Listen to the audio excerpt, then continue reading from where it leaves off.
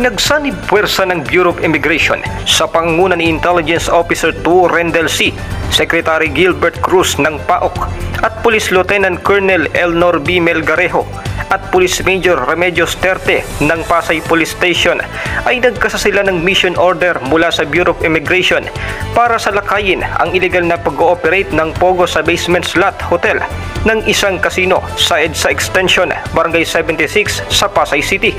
Isinagawa ang operasyon Lunes, February 17 kung saan inaresto ang 6 na South Korean nationals habang 15 Pilipino naman ang iniimbestigahan pa. Na-recover sa lugar bilang ebidensya ang 54 na unit computer monitor, 21 CPU, 3 pirasong vault, 4 na plastic drawer at isang steel drawer.